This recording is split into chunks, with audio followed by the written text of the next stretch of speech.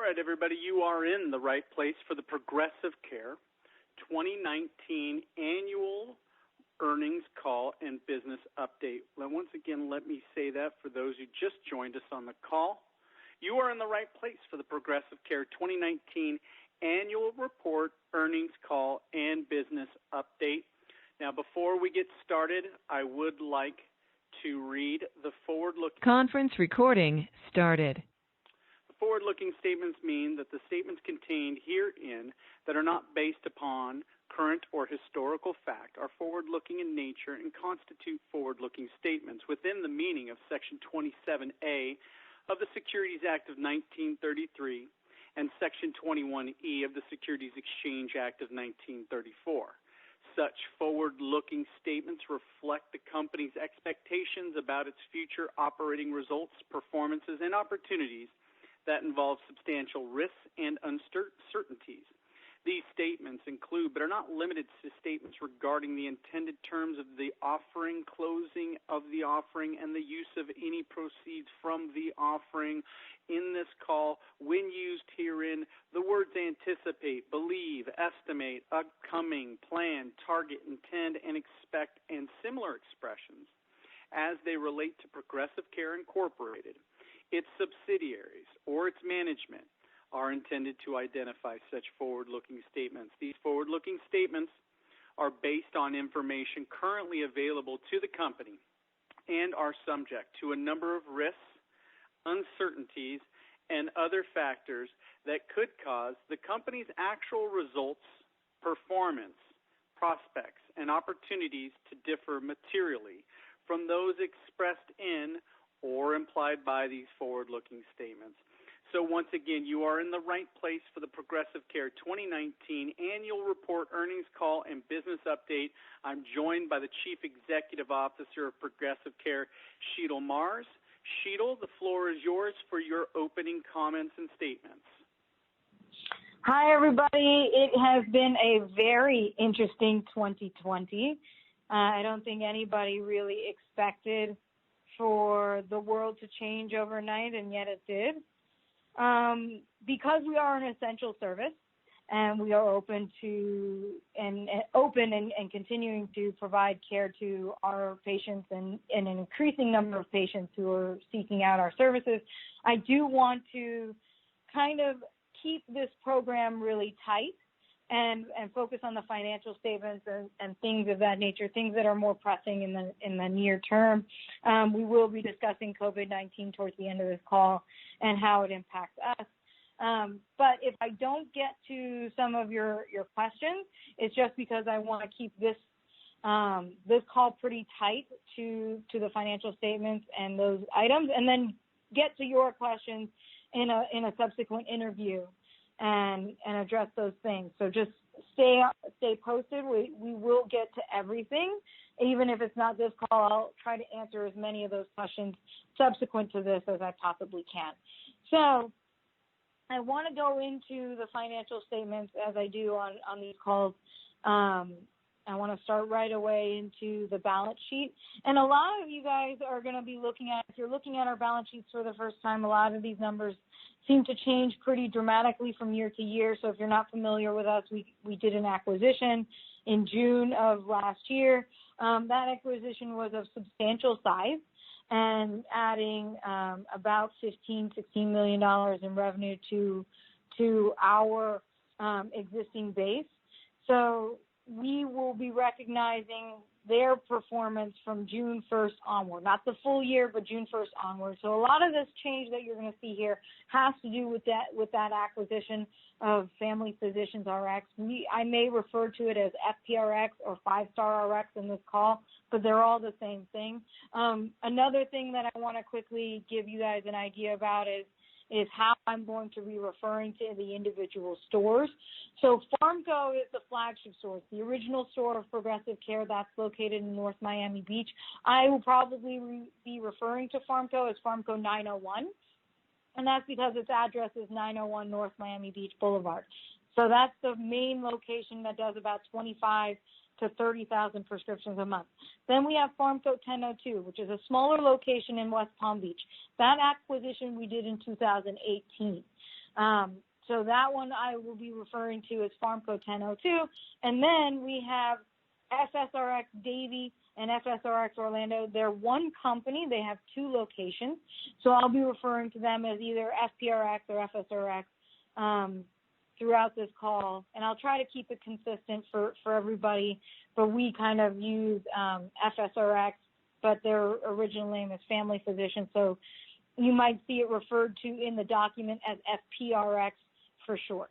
So going into the balance sheet, we have a net increase in cash, and a lot of that has to do with the financing we received in 2019 from Chicago and Iliad. Chicago and Iliad is the same group, same principal of people, different funds, and so they gave us the financing to be able to do our acquisitions. Again, when we look at everything we do with regard to financing, most of that is accretive. We're trying to grow the company. We're not trying to pay payroll. We're not trying to pay vendor bills. We're using that to enhance the capabilities of the company and grow the company. So when we take down debt and we take down financing, it's for a future purpose, not to deal with past issues. So cash went up. We had at the end of the year, we had about $800,000 in cash. And going into 2020, our cash has remained relatively stable. Accounts receivable, again, going up to $2.1 million. You'll notice that that's the addition of the 5-star brand, their receivables. Accounts receivable other. I want to highlight this one specifically, and I do this on the call, and I did it last year, is that is our performance bonus. So for those of you, when you hear me talk about how important performance is for us, how important adherence is for us, how important our Medicaid performance metrics are, or Medicare performance metrics are, understand that those translate to dollars and cents for us. So you'll see here that we have accounts receivable of over $600,000. That's across 4 stores. All 4 stores, by the way, have received their performance bonus for 2019. That means all 4 stores were ranked in the top 20% in the nation. And that means that we have been able to successfully bring in patients who were non-adherent through January through June and be able to overcome that drag on our performance through bringing them up to 5-star patients through the end of the year. And by that, we mean that for anybody who has hypertension, diabetes, high cholesterol, we're filling a minimum of 80% of their daily doses through our pharmacy. So the dollars and cents to us, $648,000 we expect to receive in April. A lot of that money is going to go towards doing our build outs and getting the 400 Anson building up and ready. Our 2 leases are up for Family Physicians at 5-star in Davie and Farmco 901. Both of those 2 locations are going to be consolidating in the building, and that's going to save us about $25,000 a month. So we're looking forward to, in 2021, realizing an additional $300,000 in savings a year just by locating into the building, which has significantly lower costs to operate under. Inventory also went up. The locations don't maintain, and we don't typically maintain a lot of inventory. If you look at this, and we have $3 million in sales, our inventory is turning about once a week. That's the fastest that I've seen any pharmacy turn their inventory. We hear about once a month or once every 2 weeks, but we really try to make sure that nothing that comes into the pharmacy stays in the pharmacy for very long, and we turn over the full inventory once a week. Prepaid expenses is a minimal amount there. A lot of that is prepaid insurance and other retainers that we may have. So it's not that big of an impact on our balance sheet. And it's pretty standard with D&O and other financings of insurance that we have. Property and equipment, in here, the biggest chunk of that is going to be the building, which is about 1.5. I think the asset is valued here at $1.8 million, which is the total value of the building. Our loan was 1.5. I think we only have 1.4 on the mortgage outstanding. We're making regular payments. We are current with all of our payments for our mortgage. And the additional amounts there are going to be all of the machines. So we have 2 Paradas, a Script Pro, a TCG. All of those allow us to fill prescriptions much quicker and much more accurately, but also allow us to do that unit dose packaging. And that's really good for adherents to be able to pre-sort medication. I know a lot of patients are spending their time on Saturdays and Sundays sorting medication, and so we use our machines to do that unit dose. Again, for anybody that doesn't know, it's the same exact machines that PillPack has. It's not, they don't have proprietary license on those machines. We have the same systems and same capabilities that they do. So those are, you're going to see in property and equipment, and a small amount there for the vehicle fleet. Going down to other assets, this is the biggest change from 2018, is other assets in terms of structure. So we have goodwill. A portion of that is made up of the Farm Code 1002 acquisition from 2018, but the vast majority of that is now going to be the family physicians acquisition here. So, and then part of that has been moved to intangible assets. So if you looked at our financial statements throughout the year, we did not break out intangible assets.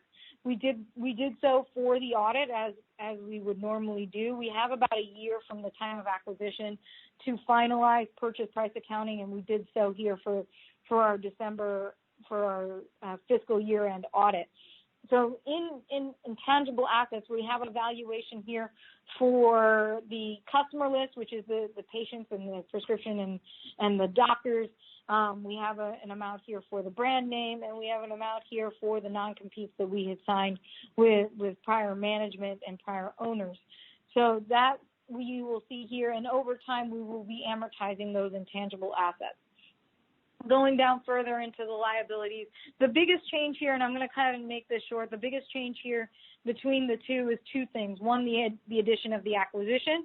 So you see the accounts payable. That is not an increase in accounts payable because those accounts payable are aging. That is an increase because of the addition of the acquisition. So they're accounts payable and not part of our balance sheet. Unearned revenue, that is simply medications that we have billed that are not in the hands of the patient as of year end. So if we billed a prescription December 31st at 6:30 and we delivered it January 1st, we're accounting for that difference in time.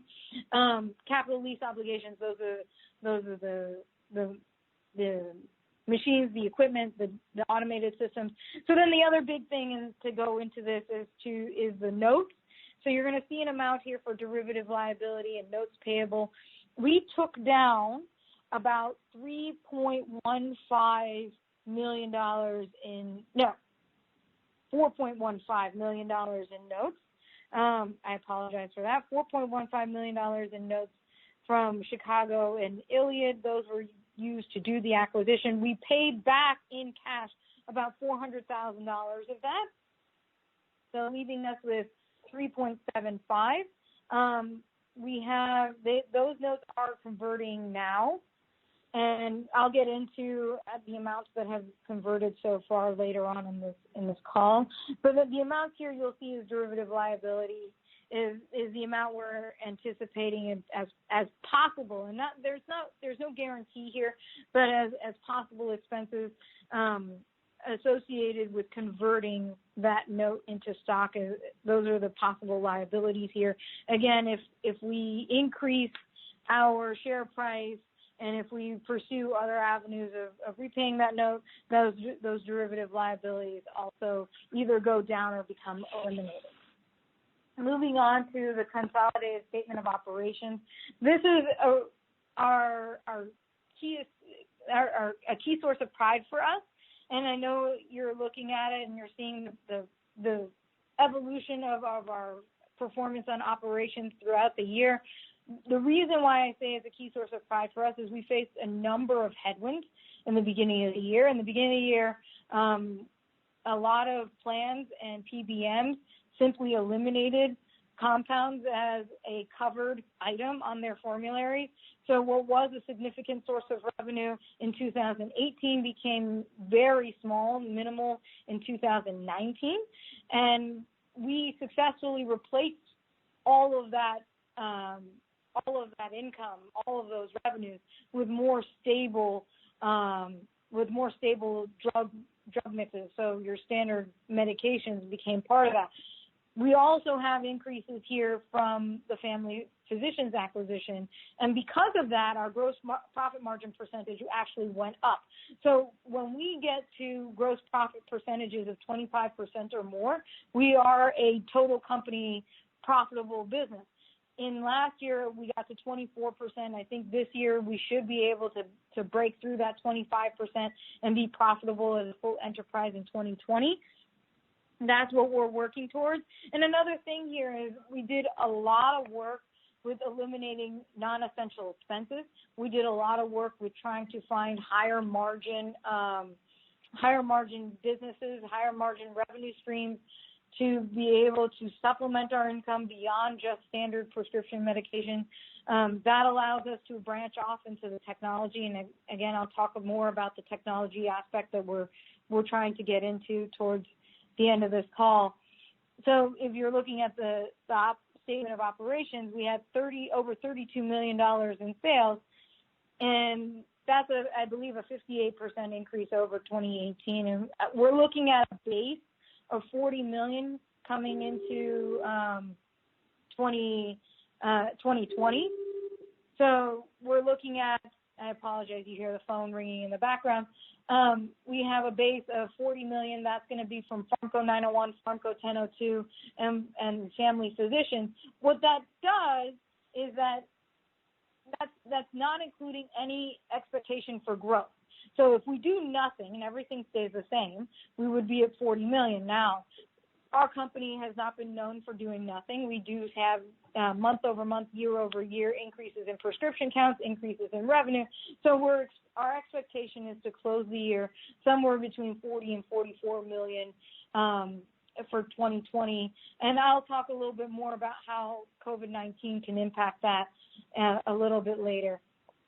Bad debt expense, you see it gone up. Again, that is a result of bringing in the family physicians performance into this. So you'll see a lot of changes. A lot of this, the differences you see here is directly attributable to that acquisition. And going into the other income and expense, almost all of that is isolated to the Chicago venture notes. So we're seeing change in fair value of derivative and the interest expense there. A lot of that is non-cash.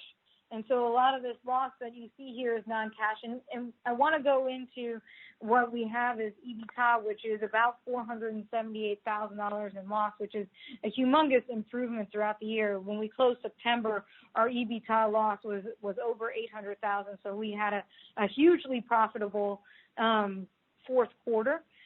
A big turnaround in the fourth quarter where we started realizing those bonuses. We started realizing the growth of our 340B revenue. We started realizing a lot of competitive advantages and comparative advantages in our performance, which allowed us to have a big profitable quarter and bring down that operating net loss. And that is holding here in 2020. COVID-19 actually has not impacted that at all in 2020. So we are still seeing that our cash flows and our operations are still being maintained. We don't need to raise any money for meeting general obligations. We may pursue whatever financings are available, whatever forgivable amounts may be available to us through the CARES Act. We're exploring that with our banks to be able to realize that and make sure that we can keep every staff member here on payroll and each of them receiving their health insurance benefits. And that is also, again, for a precautionary measure in case things change in the health during the health crisis, but we're looking pretty good and pretty steady through March. Going into the equity statement, the equity statement did not change materially. The one item I want to point out here is we issued 10 million shares to the previous owners of family physicians as part of the renegotiations of the terms of our purchase agreement. Those 10 million shares are being returned to us. We have all of the certificates in hand. We're just waiting for one more signed medallion guarantee to allow us to send this all back to our transfer agent and bring that off bring that off our balance sheet. Going into cash flows, if you see here, we have net cash used by operations. A lot of the changes you see here, again, are from the acquisition. And you see that also we have a number of non-cash items. And so a lot of the things that have to do with the Chicago and Iliad notes are presented here in the non-cash items. And we have a net cash increase of $729,000. That's predominantly coming from the financing, but we were in a solid cash position at the end of 2019, which is allowing us to maintain cash flow and maintain our operations here in 2020. And our cash is in pretty good shape here in 2020 as well. I think we have about either from $500,000 to $700,000 in cash on hand at any given point, and that fluctuates some throughout the month. But we're in a good position. We have not needed to take down any additional tranches, and we don't expect to. So going into a lot of the notes and the tables, we are seeing improvement across the board. The only issue outstanding here as far as improvement is just Chicago and Iliad, and I will be going into what we will be doing about that and addressing anybody's concerns about the conversions and how that's taking place further on in the call. The biggest thing that I want to point out, the biggest highlights, and I think we put that out in our press release before, is that throughout the year, despite an enormous headwinds from PBMs as far as DIR fees, as far as restrictions and formularies, that our company is immensely resilient to changes in the industry. And we, unlike a lot of our competitors, we didn't have to sell for cheap. We didn't have to close our doors. And as a matter of fact, we are being sought after. And, one of the key positions we were in allowed us to be immensely profitable here in the fourth quarter of 2019, able to turn around a lot of the losses, able to realize those benefits and that momentum going into 2020, and then deal and put us in a position of, of great stability here in 2020 amongst this health crisis, that we are probably the best position of any independent pharmacy out there to be able to not only withstand the crisis, but thrive in it because of the level of performance, level of service that we provide and have provided for 13 years. We're not like Walgreens and CVS that woke up to the idea of delivery this year and decided, they want to now provide care. We've been doing it for since inception of this company, and that's why we're being sought by health practitioners all across our community, from Homestead all the way north of Orlando, to be their primary provider during this time of crisis. So I want everybody to take that into account, and I'm going to turn it over to Stuart to now go over questions and comments so we can get through this call as quickly as possible. All right, very good. Thanks for that, Shital. Will the company file an S-1 registration statement with the SEC in April? So our primary goal now, after filing this audited financial, we have 3 years of audited financials under our belt, PCAOB, that can be included in the S-1. We had a draft ready a couple of years ago that got put on hold for the acquisition, obviously. So now we are looking at end of April, beginning of May to file the S-1. We're already speaking with our attorneys about the new draft. We already have the financial statements to be included, and we're looking at engaging an SEC PCAOB auditor for that S-1 and going forward. Berkowitz is a wonderful firm, and they've been very, very good to us, and they've stood by us, and they've performed this audit. But they knew that eventually we would be filing our S-1, and they're incredibly supportive. So we were interviewing firms now to be part of that S-1 and go after that and do our audits after that. So we're looking at end of April beginning of May. And if that changes, we will be updating all of our shareholders in advance. We're not here to change things last minute. So if we see that there's going to be a change in timing, we will be informing all the shareholders. All right. Well, this next question is a three-part question, so I'm going to ask it in pieces. What's the current status on the convertible notes? So the current status on the convertible notes is they are eligible for conversion. The first part of it, that 1.15 that we took down in January, is already converted. If you look at subsequent events on the financial statements, it's the very, very last page. We list out all of the conversions that have taken place to date. I believe it's close to 7 million shares issued, about $250,000 converted. All right, so that's kind of the next question in this, and I think you just answered it. How many shares then have been converted so far? So again, that's about 7 million shares, give or take, and you can look at that last page there for an exact count, and it's about $250,000 that have been converted of the notes so far. And a timeline to complete all the conversions?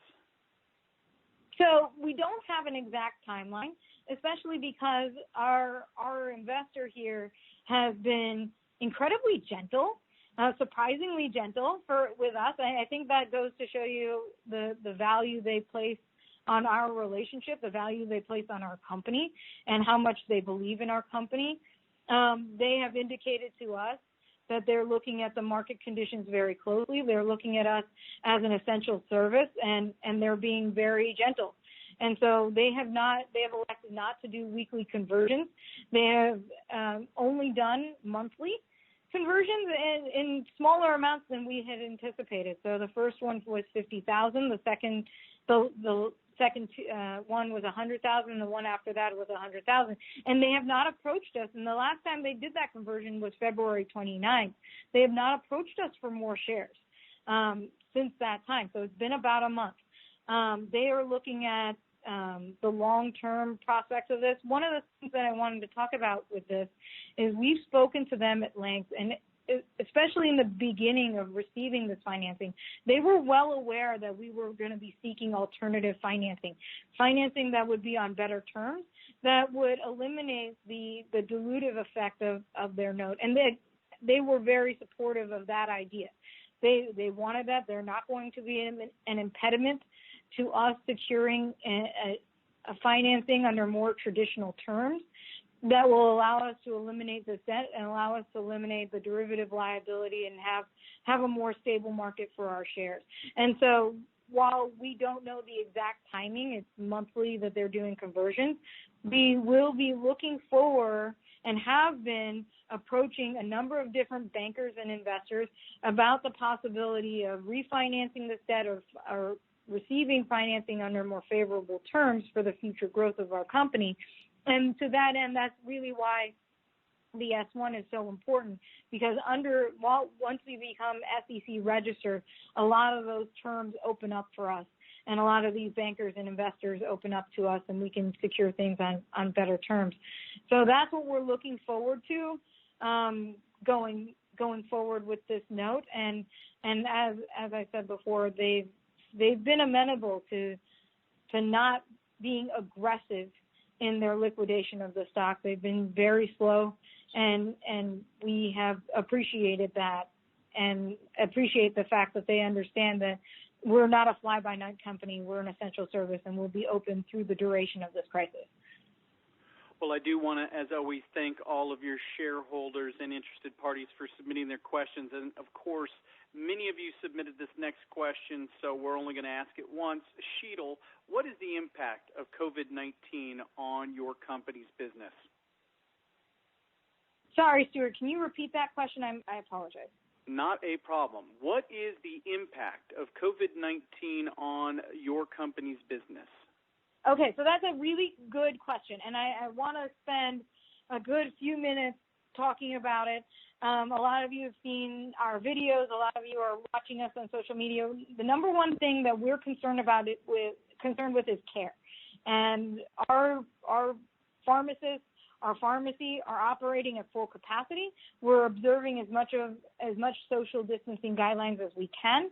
We're trying to sanitize our buildings and facilities frequently. We were the first to market here with contactless delivery. And once we have pharmacists that are, incredibly well versed in infectious disease. And as soon as this crisis started bubbling up and we started seeing it impact our community, we started a protocol for contactless delivery that it was also secure. We're not here to just drop medications off at people's doorsteps.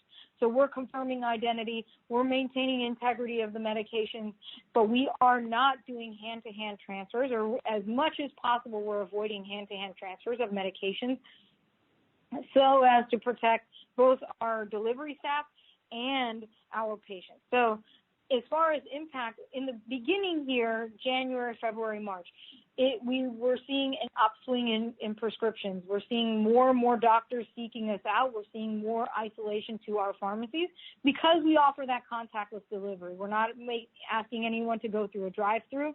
We're not asking anyone to go into the grocery store and pick up. We're not asking anybody to walk into a drugstore. Anybody who uses our pharmacy can get free delivery. And that's been that way since inception of our company. So we've seen an influx of patients. We've seen an influx of doctors who have been turning to us. And another thing that we were looking at and we have done is donating hand sanitizer and working on hand sanitizer that we can produce through FDA-approved guidelines to be able to bring more of this product out to those who need it. We're looking at media, first responders, doctors' offices. And our primary goal there is to be a source of support. And by doing good work, and this has been my mantra from the beginning, is by doing good work, that will be good for our business. The more we ingrain ourselves into our community, the more good we do for our community, the more it will pay off in increased sales, increased loyalty to our pharmacy, and our patients are really happy and they're really grateful for the services we provide. On top of, we're not trying to get into every fad out there.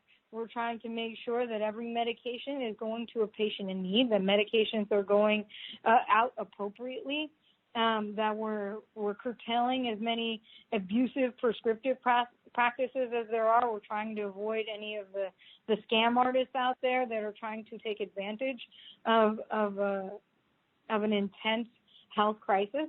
So we're seeing our business is well suited for this because, again, we are one of those businesses that are allowed to stay open at full capacity. So January through March is looking good. The only caveat to that would be that if the crisis worsens to a point that, it starts to impact doctors' ability to see patients, see their normal patients, doctors' ability to be able to prescribe, if there's any supply chain disruptions in medications. These are things that we don't foresee happening because we believe that now the government has gotten a good control over the situation and mandated the social distancing that's required, and hospitals are planning ahead. And we're trying to secure as much PPE and supplies for hospitalists and doctors that we can. So we're not foreseeing the worst case scenario that you see out there, but that would be the only instance that would impact our business in a way that we could be materially negatively impacted by it. We don't foresee that happening again. We see that we'll be one of the few pharmacies that are able to provide service and to be able to expand our reach through this crisis because our services are necessary. A lot of doctors have switched their patients over to us because they're afraid of their patients going to big box stores or going to grocery stores. Patients that are over 70, patients with maintenance medications, they're trying to isolate a lot of that. And not just the patients that are older, they're trying to isolate their families to us too. So patients between the ages of 35 and 55 are also coming to us because they don't want to expose their parents and they don't want to expose their families. So they're coming to us and using us, and we've gotten a lot of good testimonials one of the things that I highlight most about our company during this time is we've been doing this for a long time. And so unlike, companies that are just trying to get a handle of the new way of life, we've been doing this for forever. So we already have the delivery infrastructure. We already had the capacity to do contactless. We already had the capacity to sanitize our facilities because we know infectious disease better than pretty much anybody out there.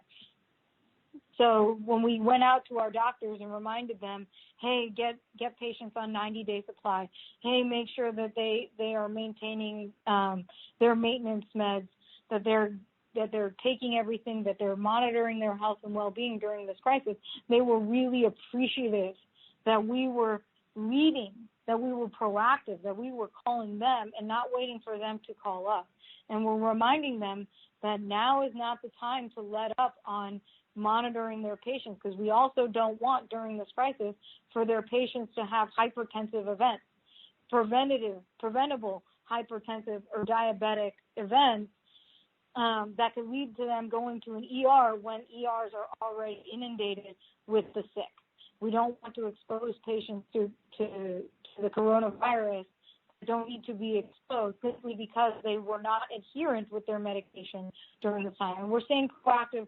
We're putting as many PSAs out there that we can, doing videos, trying to do interviews, trying to get out into the media to be able to promote what we believe are best practices, and we believe we're leading those best practices. So for us, I hate saying it this way, but for us, we are well positioned to do well under this crisis, and we're luckier than most.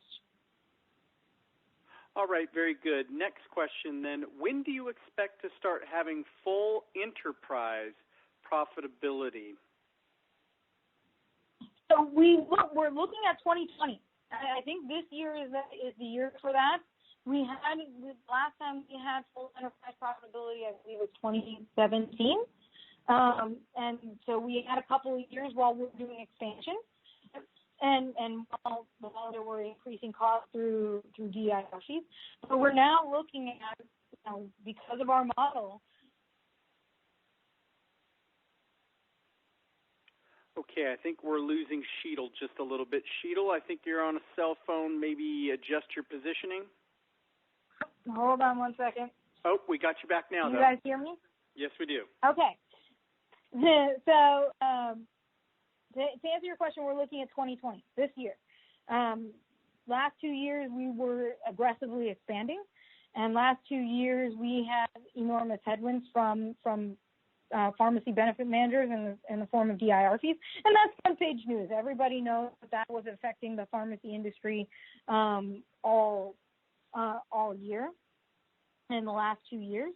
So we believe that 2020 is the year that we return to full enterprise profitability.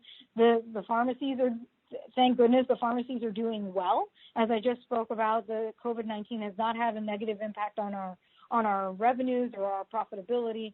So we're moving forward in that direction, and we think that through this crisis, as more people tune into us and see what benefits we bring to the table as far as healthcare, we'll be able to bring more patients on board to our model and be able to increase our market share. So 2020 is the year. That's our goal. And we're trying to monitor costs as much as possible. We will be doing a build-out this year, so there are some costs. And obviously, we're going to have the derivative. But as far as cash-based profitability, the ability to bring in positive cash flow and pay our bills and increase our cash from operations, this is the year. All right, we're taking questions in real time, and I do want to get this one in here, Shital, because it goes back to the COVID-19, which we know is on the forefront of everyone's mind. Hydroxychloroquine, are you guys stocking, or do you have hydroxychloroquine 200 milligram available? So we do have it available. We are being very careful about how we dispense it. One of the things that we noticed very quickly was that doctors were prescribing it to themselves and to their families prophylactically. So we definitely are not allowing prescriptions like that to go out. We're trying to make sure that Each prescription of it is vital. Each prescription of it is medically necessary. And also, anybody listening here, hydroxychloroquine is very promising. And we look at the anecdotal information that's coming out. We're looking at the clinical studies very carefully, and we're very, very hopeful. But for anybody looking to just take it, the caution I would provide you is that hydroxychloroquine has an effect on heart tissue. So it is a known side effect of the drug, and there hasn't been studies. I mean, it was used to treat malaria. It's used to treat lupus. I have a person who has lupus in my family, and she can't get the medication. So we're trying to make sure that there's enough medication for those who already are on the medication. So we're another reason why we have stock of it. But for those that are just looking to take it prophylactically or in advance of having COVID-19 symptoms, I strongly caution against that, to speak to a physician, to be under the care of a physician when taking that medication, because if you have a heart condition, it can lead to an arrhythmia and a fatal heart event. So be very careful and very mindful. We're hopeful that this is a drug that will lead to a quick resolution of the crisis, but we're monitoring the stock. But to answer the question, we have it. All right, excellent. Well, let's wrap it up with this question then. With such a robust acquisition strategy in your recent history, is there an acquisition plan in place for 2020? So we have had a number of conversations, and we've gotten into different points of LOI. We have different things standing out where we're negotiating on LOIs and we're negotiating on other things, and we're trying to bring other companies on board. We're also looking at partnerships for ourselves, whereby maybe, these are preliminary, but the thought process is if a combination with another company that is already listed on a national exchange would be beneficial to us, or combining our forces with another company that has a strong market presence. So we are already in negotiations with a couple of companies. We put preliminary LOIs out there, and we're waiting response. COVID-19, the crisis, has put a hold on a lot of the business development aspects of a lot of the companies' business plans over the next 90 days, because a lot of the companies we're talking to are healthcare companies. And so their primary concern right now is care and providing care. New York City is being hit pretty hard. A lot of the metropolitan areas are being hit pretty hard. So that's their focus right now. So we're just, not in a holding pattern, but trying to reach out and be very ginger with how we approach the situation, because we want to make sure that we also are keeping our eyes on the delivery of care for our patients. So I think an acquisition is not necessarily probable in 2020, but we're hopeful that one of these that we have out there is going to close. All right, excellent. Well, that is a wrap on the Progressive Care 2019 Annual Report Earnings Call and Business Update. Shital, any closing thoughts or comments for those listeners and shareholders? So for our listeners and shareholders, I take my closing comments and usually make them about being thankful for the work that my staff does. I can work from home, and a lot of my corporate employees can work from home and are working from home, because we're trying to keep in mind all of the best practices for keeping everyone safe. But understand that for my pharmacists and for my pharmacy technicians and for my delivery personnel, they can't stay home. And they're scared too. And they're worried about their families too. And we hope for a very swift end to this crisis. But we also understand that we are needed. We are necessary, and we have to stay open and ready to work at a moment's notice. We're looking at expanding our hours. We're looking at expanding into Saturdays and Sundays to be able to provide more care and more support to our communities, to our local leaders, to our hospitals. A lot of the reason we were looking at donating the hand sanitizer and why we've gone to doctors' offices across across the city to be able to give them units of hand sanitizer. I think we're in the process of donating over 6,000 individual units of sanitizer to healthcare workers across South Florida, and hoping to give more as we're able to ramp up our compounding facility to be able to process the alcohol and provide FDA-approved sanitizer. So our number one concern is care. Our number two concern is the health and welfare of our employees, and we're doing everything possible, from giving them food to giving them safety to giving them the support and sanitization support that they need, and trying to deliver them supplies. For everybody out there as an investor and everybody out there that's a shareholder, we consider ourselves very fortunate that we are an essential service. That when you look at us and look at the other opportunities out there, we're one of the few that was ready before this crisis began, and we will be ready after this crisis is over. We don't expect any patient that turns to us now, we don't expect any patient to leave, because once they come to Pharmco and realize the difference we make on their lives, they understand that no other pharmacy can do the same for them. So our patients are very sticky. They typically don't transfer out unless they move, and they move beyond an area where we can deliver. So we think we are a prime investment opportunity as shareholders, investors are looking at us. We're holding steady. Our stock price is holding steady, and the market is really volatile. And our company is not going anywhere. Our company is going to be here now. It's going to be here tomorrow. It's going to be here for a very long time to support everybody and provide the results that shareholders and investors should look to us. And one of the things I wanted to reiterate is I know I did not answer a lot of questions.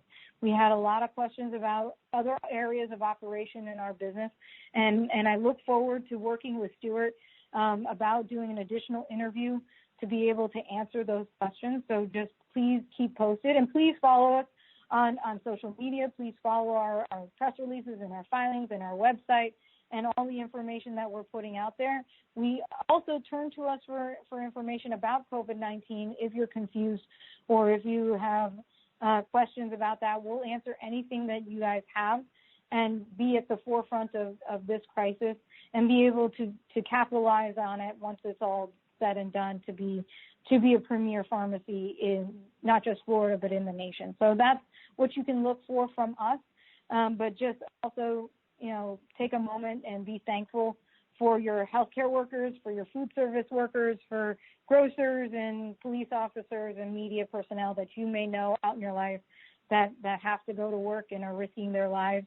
I'm going to say a special thank you to my staff right now because they are essentially risking their lives and their health and well-being. So thank you to all of them, and thank you to all the shareholders that are supporting us and continue to support us.